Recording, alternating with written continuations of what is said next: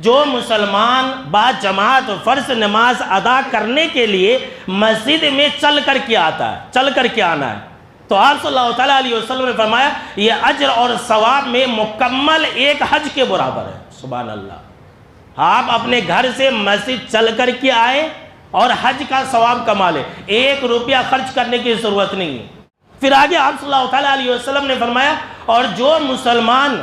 مسجد آتا ہے نفل نماز پڑھنے کے لیے، یعنی اس کا ارادہ ہے کہ میں جا کر کے 2 رکعت نماز پڑھوں گا، تو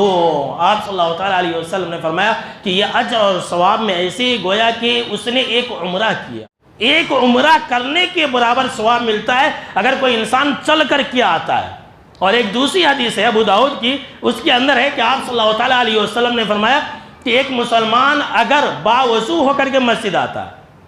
اس میں چلنے کا ذکر نہیں، تو آپ سواری پر بھی آ سکتے ہیں لیکن وضو کر کے آنا،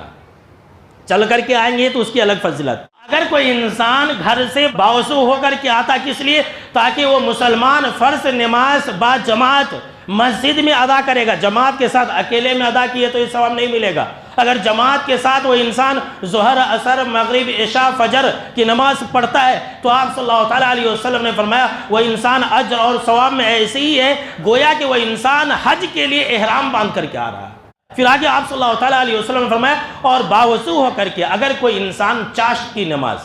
اگر وہ چاشت کی نماز اگر ادا کرنے کے لیے آتا ہے تو یہ اجر اور ثواب میں ایسی ہے گویا کہ ایک عمرہ کرنے کے برابر ثواب ملتا ہے۔ یہ اللہ کا گھر، یہ اللہ کا در ایک ایسا در ہے، یہ اللہ کا گھر ایک ایسا گھر ہے جس میں آپ کو 1 روپیہ دینے کی ضرورت نہیں اللہ کو۔ اللہ کے علاوہ جتنے بھی معبودان باطلہ ہیں، جتنے بھی معبودان باطلہ ہیں، اس کو خوش کرنے کے لیے روپیے پیسے کی ضرورت ہے۔ بولتے ہیں بھائی اگر تم کو فلاں کام کرنا ہے تو بھگوان کو خوش کرو، یہ کرو، اگربتی لاؤ، ناریل پھوڑو، یہ کرو، فلاں فلاں کام کرو، تبھی تمہاری مراد پوری ہوگی۔ یہ گھر ایسا ہے یہاں 1 روپیہ خرچ کرنے کی ضرورت نہیں ہے، ناریل پھوڑنے کی ضرورت نہیں ہے، اگربتی لگانے کی ضرورت نہیں ہے۔